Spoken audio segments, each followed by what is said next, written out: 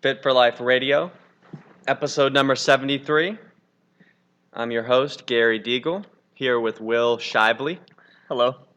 sipping on his Wawa. Wawa. Got that coffee. Today it's a little storm rolling through while we podcast. It's like napping weather. We should have done this in like our PJs. I know. Feels like one of those summer storms. It's a little humid out. Curl up on the couch together and do the podcast. It's like so cloudy that it's, just way dark. 8:30 in the morning and it's super dark. And this week we're coming at you with some good facts, some good knowledge and information on what makes weight loss sustainable. We probably touched on it throughout, but this one will be direct. We'll be following along with a little article, little research review that was done on weight loss. But before that, let's check in with any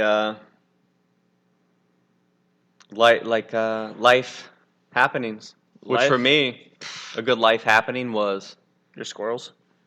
the squirrels. I don't want to talk about the squirrels. Nah, you don't have to. I want to talk about the Instagram dude who makes the songs Oh my god. off of like Facebook Comments? threads. They're the So best. just random like comments and stories that people have. He sings them. I don't know why, man. They're just hilarious. And they're kind of like new. It's like a new angle. So nowadays, there's so much of like the same stuff. Mm-hmm. So when you get something Something fresh just tastes something good. fresh, and part of it's like he's super talented. Yeah, like he's a really good singer. So he can sing, he makes, the music and the beats, and they sound a lot like... And it flows like really well. It's a Yeah. good song. So if you're wondering, pull it up here. It is, who's this guy? So on Instagram, I think he's like originally on Snapchat, but I don't know anything about Snapchat. I don't either. Snapchat and TikTok are like foreign worlds to me. But it's Lubalin, Lubalin. Lubalin. And he has, this, I think he has 5 or 6 of them, where I can almost see it being like the new age Weird Al Yankovic. Mm-hmm. But yeah, he's just talented, and they're just hilarious, man. I feel like when you do the first one and it blows up, then you're like, you have to do more. He even then got Jimmy Fallon was in on one. They're so good. I like the whole... But how do you keep that up? I mean... At what point do you have to move Here's to the great something thing. new? There's an unlimited amount Oh, God, of comments. of comments. You don't even have to find funny comments. You just pick Anything. and then put the song to it, and it... And then at that Yeah. point, I'm sure people like submit them to him. Like, hey, Yeah. dude, check these out. And then you don't even have to look for them anymore.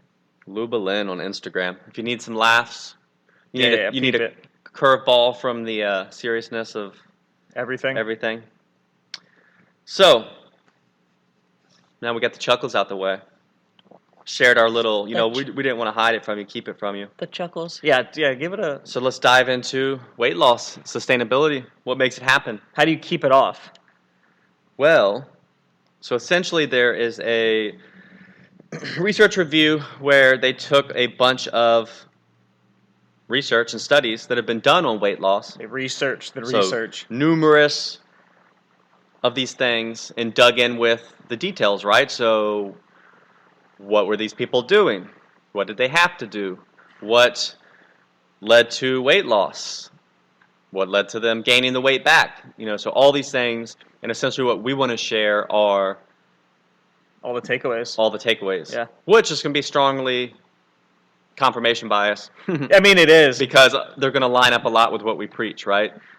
Which is great because we think, in general, hopefully, we're leading people in the right direction. Absolutely. And this helps confirm it, and I think will help push along the fact that this stuff is the simple basics and things that are easily overlooked. So some details are kind of like what made the cut. When we say, obviously when you're doing studies and research, you have to have like hardline numbers. So when we say sustainable weight loss, so basically that meant weight loss was essentially anyone that lost at least 15 pounds or at least 5% of their initial body weight. sustainable meant keeping the weight off at least 1 year, but a lot of these were also for 5 years and 7 years plus. So those are kind of like the minimum thresholds of what is weight loss, what is considered sustainable. Now, the average participant, so kind of, again, from numerous research, numerous studies that then this one thing kind of put together, the average was, so I just gave you the minimums, the average participant lost 66 pounds and kept it off for more than 5 years, which I think is, I mean 66 pounds is a lot. Yeah. That's legit. And that's really a good, we could even make it nicer, even numbers and say, yeah, realistically, if you need to lose 50 pounds and keep it off for 5 years, which essentially, if you can make it to 5 years, it's basically a lifestyle. You're good. Point, and actually, what this stuff found was actually the threshold is 2 years. So if people keep the weight loss off for 2 years, they're good. They end up keeping it off long term. If you gain it back or start to gain within 2 years, most of the time people gain it all back. Yeah. So again, reiterating something we always preach is, slower weight loss, there's nothing wrong with it. Because a lot of times if you lose it too fast, you're just going to gain it back anyways. Yeah. Because remember, if you lose it slower, it normally means it's a more sustainable approach. Mm-hmm. And you're also not losing as much muscle. It usually sticks way better. Yeah. When you do it slow, even though it's not as fun. I personally prefer that people do that.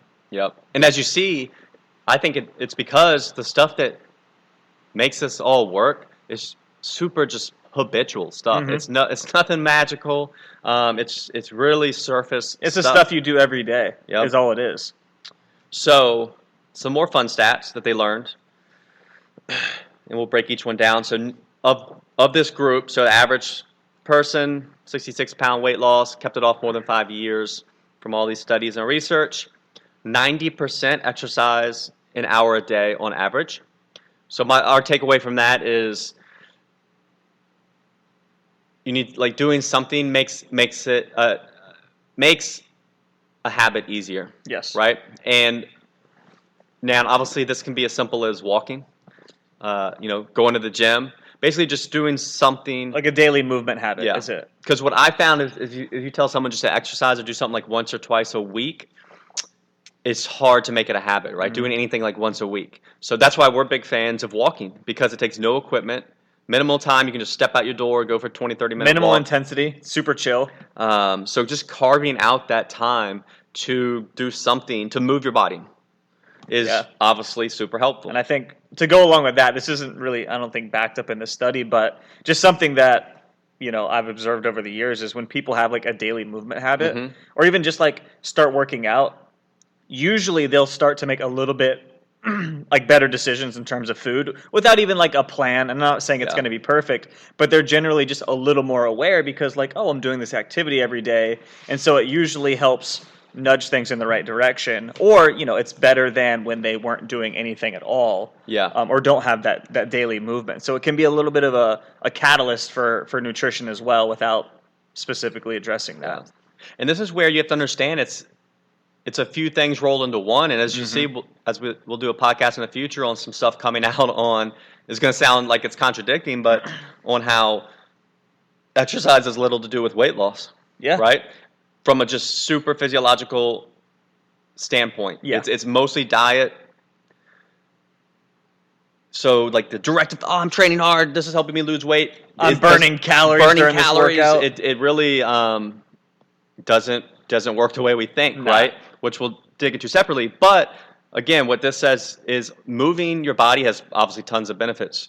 Gaining strength, gaining heart health. But I think the most important is, it feeds into just an overall active lifestyle, which then it's more motivating to eat healthier. Our bodies are made to move, and it helps us process nutrients and food better. So that's why it seems to be a keystone habit, is because it's, you want to have the holistic approach. Number 2, 75% weigh themselves regularly, and 44% do it every day. So now this one is obvious because, doing this 15 years, I don't think I've ever met anyone, so say whether it's over a year or 5 years, 10 years, 20 years, and they've gained weight, which, isn't their goal, that was then weighing their self regularly, right? Because it often becomes out of sight, out of mind.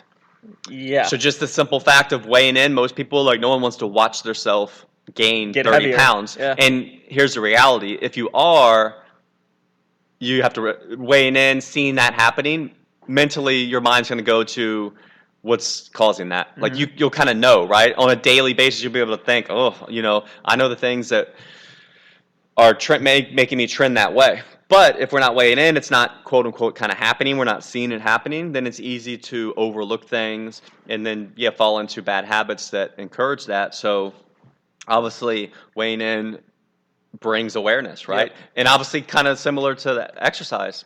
Weighing in's not just stepping on a scale doesn't make you lose weight. Nope. Right? So you start to see these trends of like things that actually don't actually cause weight loss, though they're super related to losing it and keeping it off. So, and that's because they're basic lifestyle habits that can be done consistently. Yep. So move your body, weigh in. Number 3. Now this one is a good one. It is funny. It falls in line just with the other two. So 78% eat breakfast every day, right? Now, all the intermittent fasting bros and girls are gonna, get real. Their heart rate and blood pressure's going up. Heart rate is going up. They're getting real pissed off. But look, and we've seen this working with people in the real world with clients. Yes, we know. Like I know, like we say, calories, protein intake. That's all that matters. Meal frequency. It doesn't matter. Which and it's true. You can lose weight physiologically. It doesn't and you matter. can keep what it off time forever. Never eating breakfast. For right? sure. It's just about the total day over time. But then it's like, what does breakfast do for your day? Yeah, when you look at this, you're like, man, 80%, that's a significant amount.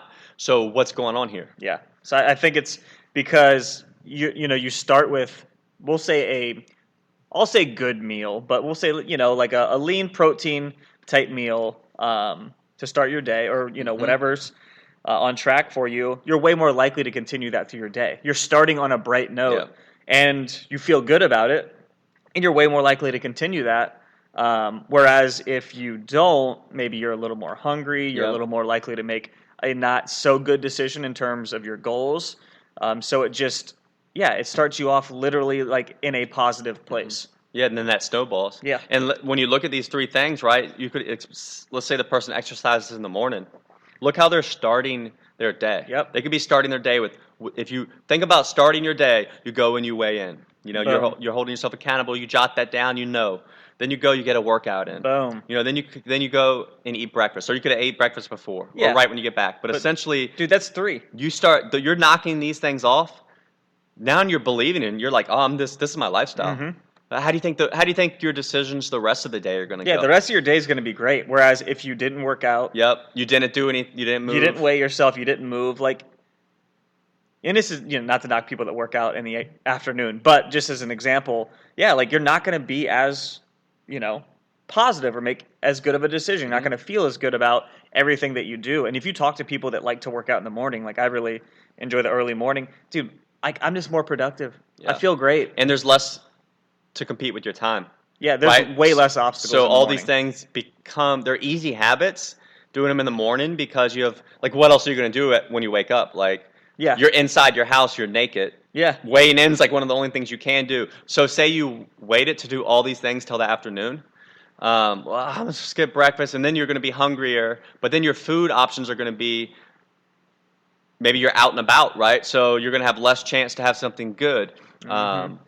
If you intend to exercise, but now, say at 5, 6 a.m., what else is open? What else do you have to do? Not as much. 5 p.m., well, you know what? I might have to run these errands. This store's open. My kid's got to be here. Someone invited you to dinner. There's just way more. I know that's why at our gym, that's why people like, the morning crew's extra consistent, because there are no obstacles. And then you notice in the afternoon, people can be a little more variable in terms of like the times that they come, just because stuff comes up. Sometimes it's out of your control that you have to work late, or the freaking tunnel's clogged up and you can't get through. And so there's just way more barriers the later your day gets. So there we go. There's three big things right there. Number 4, or 55% had help losing weight from a doctor, nutritionist, or program. Boom. Another thing, obviously, we believe in, we're That's literally us. a coaching program, and we just see that it helps create an environment and community that has people on the same page, right? And people need that support. And like this says, over half the people had some kind of help, right? Yeah. Doing it alone is tough. It really is. Very tough. Yeah. And then another interesting one, 60% eat the same way on weekdays and weekends.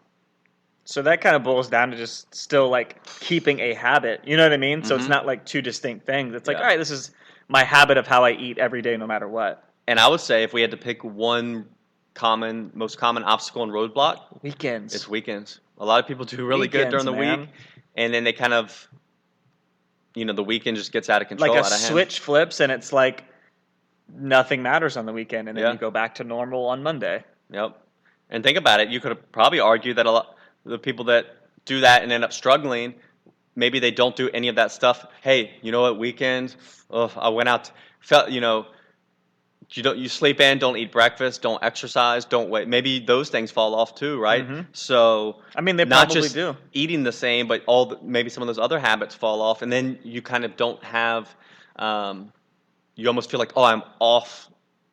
Might as well just throw caution Yeah. to the wind, right? And then Or- we see how those little habits make a really big difference in the long run. Where, if you maintain those on a Saturday and Sunday, you're going to make better decisions. Even if you go somewhere with your friends or whatever, you have a way better foundation than if you just, don't do any of those habits. Yep. So yeah. So again, those specific stats were from a weight control registry that had tracked more than 10,000 people who lost at least 30 pounds and kept it off at least a year, right? So those are, some great findings, and they parallel with what we've seen with our coaching program. So then back to the kind of the cohort of taking all of this research and studies from multiple places, combining it, what did we find? So essentially the researchers identified 10 themes that came up repeatedly from the studies. And we're going to go through them. So you can think of these things as basically what they found determines sustainable weight loss. 1 through 10. Number 1, continuous self-monitoring. Examples of that: self-weighing, tracking calories and portion sizes, pre-planning meals. I think we're onto something. Yeah, literally. What we recommend, and specifically when we do nutrition coaching with people with like, my goal is weight loss, that's all I care about. And keeping it off, sustainable weight loss. We have people do this every day. Every day. Track their calories, weigh in, and then the biggest habit we ask them to work on is meal prep. And planning of some kind. Yeah. So literally then taking all these weight loss studies for people who were able to lose weight and keep it off, what was the number one thing the researchers found was like the biggest key? Literally continuous self-monitoring, which basically the examples of that are, again, weighing in, tracking calories and portion sizes, pre-planning meals. Dude, just awareness and planning. Those things right there are going to be the biggest factor. Number 2, continuous external monitoring. Examples being participating in support groups, getting feedback from friends or professionals.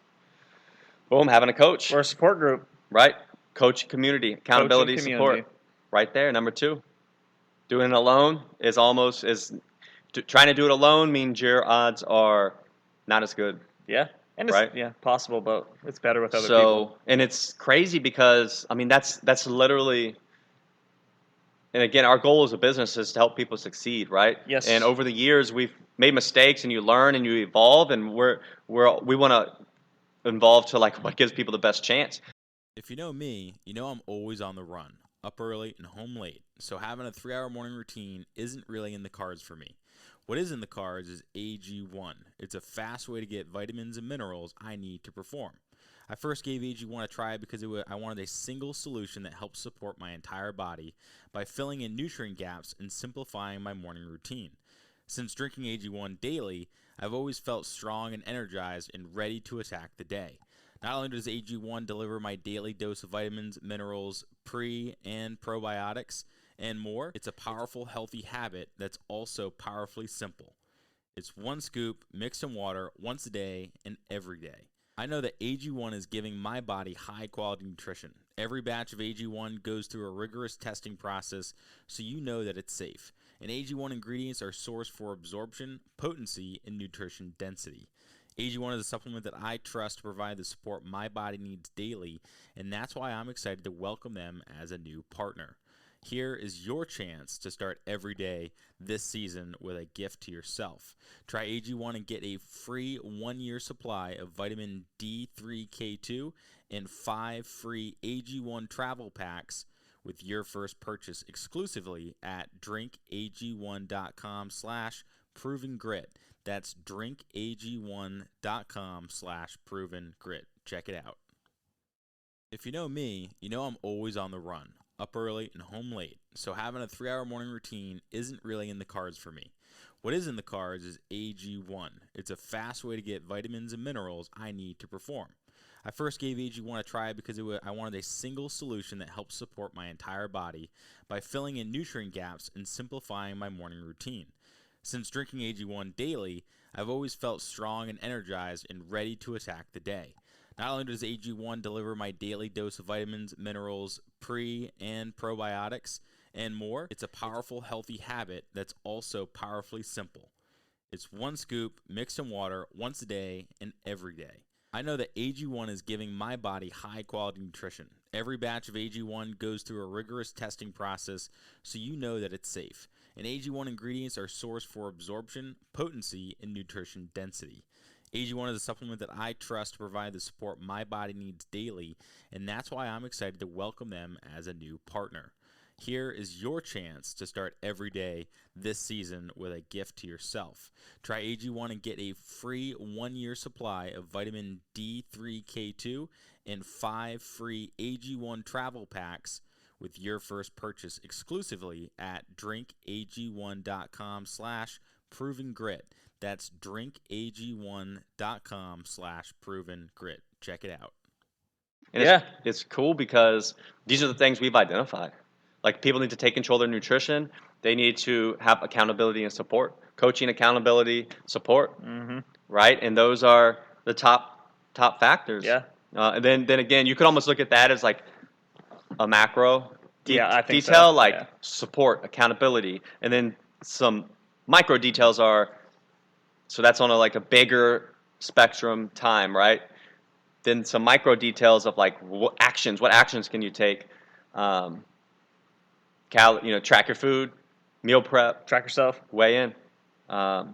Then number 3, so this is where it gets into, this stuff is very important, and it's actually kind of the next level of what we try to work on, but it's very hard because it's kind of like abstract, and that is intrinsic motivators. Intrinsic motivators are number 3. So some examples they list are feeling more confident and taking advantage of new social opportunities. What we kind of push for an intrinsic motivator is like finding your why. Yep. Your deeper why. Not just, I want to lose weight. Yeah. Why do you want to lose weight? I want to feel good at the beach. Well, why do you want to feel good at the beach? Yeah, and just keep digging. So I want to have more confidence in how I look and also how I feel, so that, why do you want to have more confidence in how you look and feel? I want to have more confidence in how I look and feel so I can exude, have a positive vibe that my daughters or sons pick up on, right? So now we're getting somewhere, right? Yep. Started as weight loss, and now it's basically wanting to set a good example for internal confidence for your kids. Yeah. Right? And then you could go even deeper. Well, why about that? Because I want my kids to grow up confident in how they feel, and then the energy they put out in the world, right? And then boom, 5 whys. On that 5th one, you got a great reason. So finding those intrinsic motivators, that's number 3. Number 4, extrinsic motivators. Examples: higher social status and sense of belonging, less weight stigmatization. So this one, extrinsic motivators. I mean, look, they're not my biggest favorite thing because, but you know, thinking about it now, It does matter, It though. gets a lot of people started, right? Yeah. That kind of people, they have that motivation, or you know, the example, higher social status and sense of belonging. Yeah, people want to feel like they're a part of something, right? So say you're, you know, into CrossFit, right? And obviously, oh well, we all do these workouts together, and we all eat this way to support our training, which then leads to a certain body composition. And when we're all in this together and part of it, you know, and or with any team, or with if you're in a book club, right? What do you all do? You all read and talk about it. So, you know, trying to find these social status situations, something to belong to. It's human nature. Yeah, and I think it's not the biggest factor, but it is a factor. Yeah. And think about it. If your extrinsic motivators to, like, you don't have anything health related, you're not going to fall into any of these habits. Yeah. Or have any desire to. So that was number 4. Number 5, self-defined goals. Examples: setting targets for physical activity, continuously adjusting goals. Yeah. That one's pretty, self-explanatory. Pretty straightforward, yeah. A lot of people do that. Whether people are actually really good at making goals. It's really, outcome goals people are good at making. Digging in with the process goals. Process goals are harder. Or the challenge. Whereas really, what this list shows, right? Because you could argue that number 1 are essentially process goals. Yes. Meal prep, weigh in, food journal. Like, those are the things you actually do. Whereas defining your goals is just, okay, talking about it. Yep. Where do I want to end up? But still got to have it to start. Yeah. 6, externally defined goals. So this would be like following doctor's guidance, reaching targets set by support group. Okay. Yeah. So if your doctor says you need to lose 50 pounds. Which is the older we get, the more influence that has, because people worry a little more about their health and what their doctor's saying, or they are having more issues that then motivate them. Absolutely. So that's 6. 7, intrinsic challenges. This would be dealing with stress and unforeseen life events like death or divorce. Which, that's, it sounds rough, but one of the most common things we see when guys come to coaching, especially if they're like over 40, is either they had a heart attack, their dad had a heart attack, something super drastic. Yeah, that's a really big one. And then they're trying to deal with that, right? So divorce, same thing. A lot of men or women and recently divorced, they're super motivated by that, dealing with those intrinsic challenges of like, am I worthy, or have I been out of the game and this is going to be a struggle? Oh my gosh. And that motivates a lot of people. Number 8, extrinsic challenges. But you see as we go how less concrete everything gets, less dependable. Oh, yeah. Whereas the early ones, rock solid. Rock solid. So the further you get down this list, the more you see, like, they can be a little more fleeting. Extrinsic challenges. Staying on track during holidays and celebrations, navigating an unhealthy food environment. That, I would say... I'd say that's higher up. Those... And I would say those are two of the most common things we see. So really, if I was to just pull extrinsic challenges out of this list, I would then rank it as the number 1 roadblock and obstacle for people. Yeah. Is these things. Navigating an unhealthy food environment, whether that's at work or at home or at both. That's it right there, man. That's most people's biggest roadblock. And then holidays, celebrations, these typically... those events in and of themselves aren't really a problem. I don't think so. The problem is the derailing. Yeah, and the days and weeks and months following holidays where you can't, eat your normal day. Yeah, or then you have that quote unquote bad or off day, and then it just, you feel bad and turns into months. Which is again why having those like keystone little tiny habits daily help. So say you have your, I don't know, Christmas dinner or July 4th barbecue. Yeah. Right? Get up the next day, still weigh yourself, still maybe go for a walk, Oof. have a breakfast of some kind. You Boom. know, Boom. like you're going to be way better off Yep. because you just, bam, right back at it and didn't miss a beat. Whereas Yeah. you get up late, you don't weigh yourself, you don't do anything physical, Mm-hmm.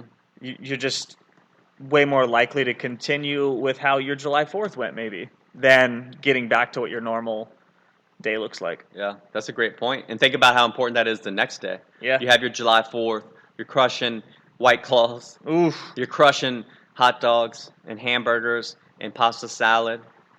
I'm getting excited just thinking I know, about it. I'm ready. Mm. I'm so ready, But man. then the next day, What do you do? You're drawing a line in the July 4th sand. Mm-hmm. Do you go? Yeah, and then go for a walk to get your exercise in. Like Will said, step on the scale, have that healthy go-to breakfast. Now, guess where do you think you're more likely to be back on track? Or if you don't do those things, Yeah, what's your day going to look like? And it wasn't, I mean, none of those are very difficult. And we're not even saying, like, go lift weights or work out hard. Mhm. Let's go for Literally- go for a freaking walk Yes. around the neighborhood. step outside of your house. Don't even have to cook. Grab some Greek yogurt. Yep. And put some berries in there. Easy. Boom. Done. Breakfast. So, extrinsic challenges. Number 8. Here comes number 9. Encouraging experiences. Okay. Feeling like a new person, getting compliments, finding and taking advantage of new opportunities. You know, those are important. Mm-hmm. I think they kind of maybe go a little bit together with support, but that doesn't always happen from your support. Yeah, like someone at work's like, oh, have you lost weight? Or you look great? Whatever. Yeah. Man, that can make, like, completely, you know, accelerate you,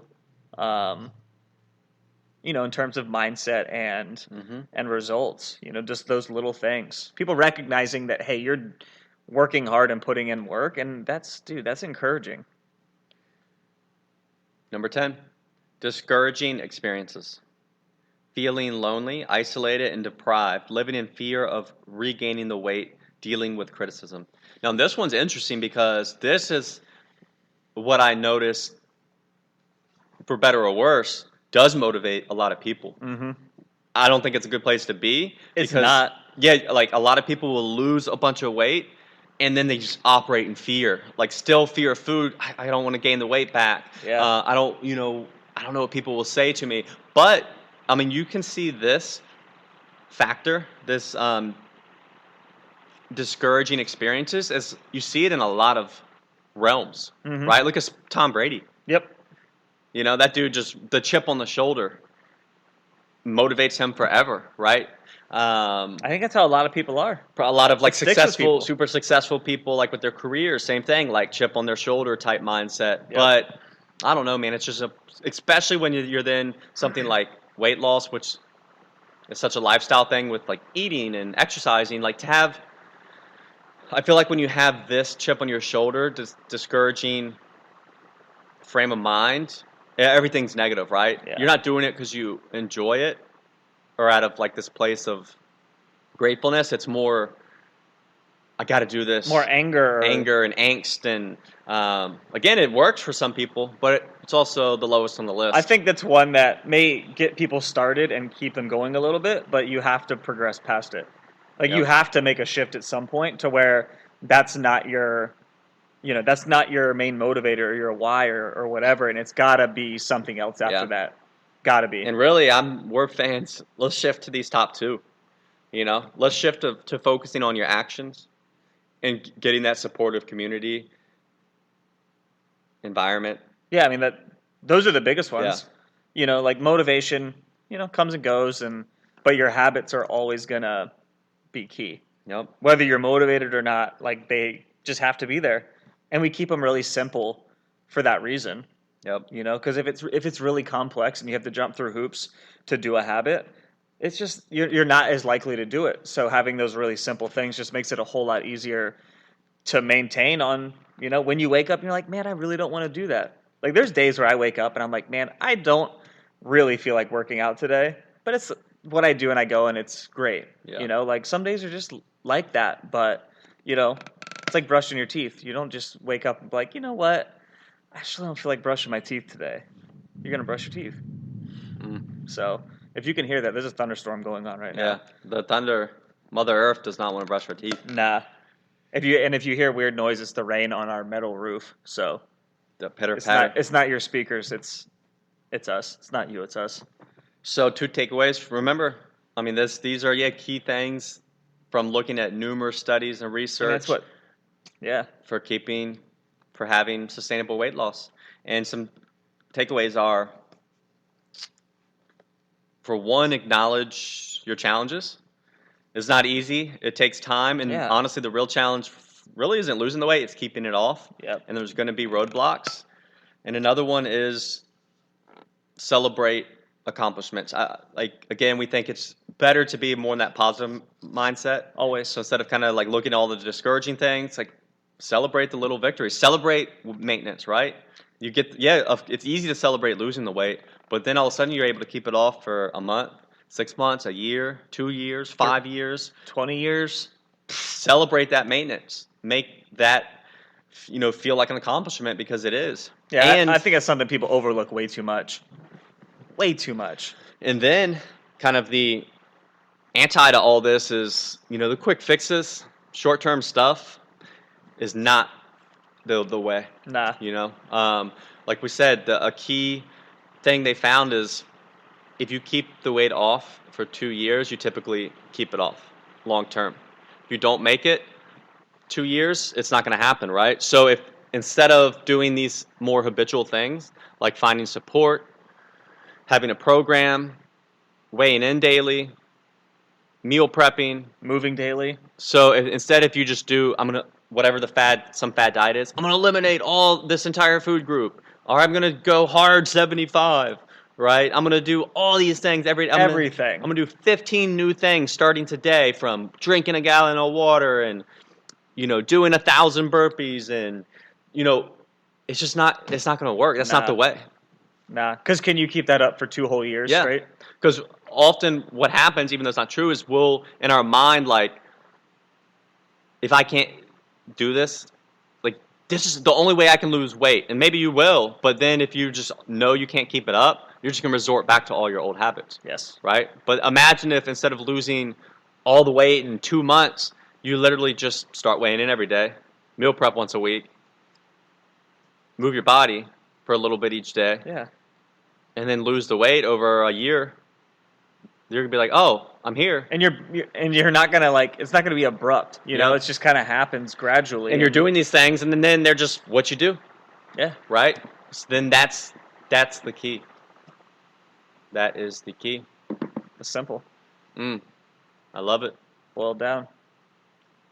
It's So- fun to see the research kind of confirm, Yep. like, almost a lot of things that we found over, Well, I mean, ultimately, our past however many years. what we do is research. I mean, 'Cause yeah. we keep track of everything, and you see what works, what doesn't work, what certain people do, what certain people don't, Mhm. and again, then working with a big population of people, you see the law of averages, right? Like, Yep. You see, you're not going to have 100% success rate, but No. so this approach worked for a small amount of people. 10% of people succeeded, 90% failed.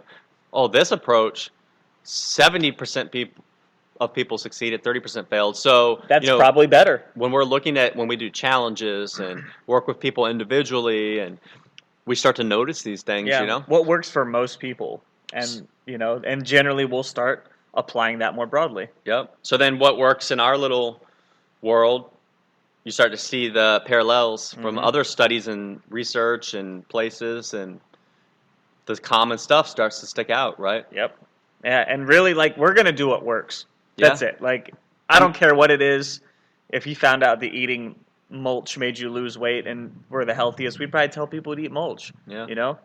That's just what it is. It's got to be a lot of fiber in there. It does, man. Clog you up. So sustainable weight loss. A lot to take in, but again, and this is what you probably hear every week, some weigh in every day. If you could only do one thing, I think that's the biggest one, it would be that. because that'll cascade a lot of other habits. And what's the obstacle besides mental, right? Mhm. It's cheap. You can get a scale for $10. Yep. It's at your house. It takes no time. Yep. Like, That's it. if you can't do that, how are you going to do the harder stuff? Yeah. You know? Yeah. Buying groceries, meal prepping. Yeah. I'll even give it to you like we can just tell you go meal prep. Technically, oh, that's just one thing to do. Not really, It's a lot. because you're gonna have to go to the store and buy the groceries. You're gonna have to, if you don't know how to cook at all, you're gonna have to learn how to cook. Then you have to plan what you're You going to know? have You're gonna on have to each plan day. what you're and- gonna make. You're gonna Mhm. have to kind of separate it out, portion it out, and then eventually eat it. Yeah. And avoid eating other That's stuff. a lot. That's a lot, actually. So A lot of layers. that's kind of the last of the big three. Whereas you just got to step onto a scale and look down. Yep. That's it. And then food journal, food tracking, a little more detailed. Yeah. But again, once you get these things down, They're so simple once So not you to scare you away? establish them. yeah, let's break it down. Weighing in every day takes 15 seconds. Yeah. Food journaling, food tracking, once you get it down, 5 minutes. It took, honestly, like mine's real simple. I'll plug my stuff in the morning or evening, Yeah. like the night before. Dude, like honestly, like a minute. Mm-hmm. Yeah, Everything's already in there. I know especially what if I'm you going eat to similar eat. stuff. Yeah, that's But even we'll just yeah, give a 5 minutes. super generous buffer. We'll say 10 minutes, Yeah. right? So no, we'll say 9 minutes and 45 seconds. Yeah, let's do that. So Under that 10. with the weigh-in, we're looking at We're 10, still 10 minutes. 10 minutes a day. Then meal prep, an hour a week. Yeah.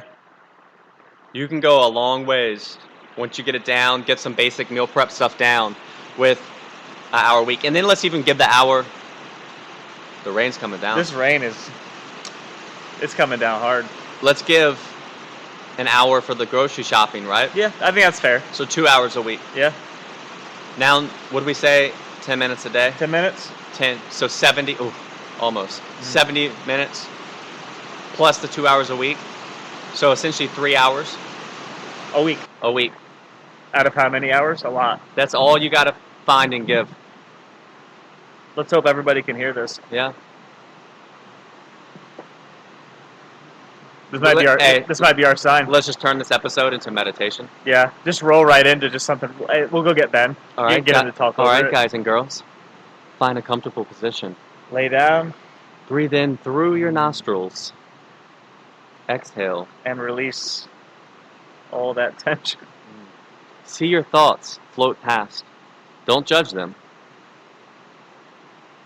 Hear the rain. Pitter, patter. Pitter, patter. What do y'all think? Should we I know you did that too well. add an episode each week? Just a little A meditation. little meditation episode? Rain in the background. Mm, Damn, I gotta go grocery shopping in this. I don't know. See, you're making fun of my sandals, but now I know. Now I'm gonna have wet shoes that I should have worn sandals. Yeah, Damn. you're like wearing sandals in the rain, man. I'm like, It actually makes sense now the that I tennis think shoes about not it. get wet in the Yeah, rain. yeah, But now I don't have socks to get wet. yeah. They dry quick. All right, everyone. We're gonna We're now gonna- that meditation's over. We're gonna peace out because this rain keeps getting louder. So hope you enjoyed it. Hope you got some good takeaways. Reaffirm some, actions to take. Yeah. And if you need anything, want to work with us, you need help, you need that support.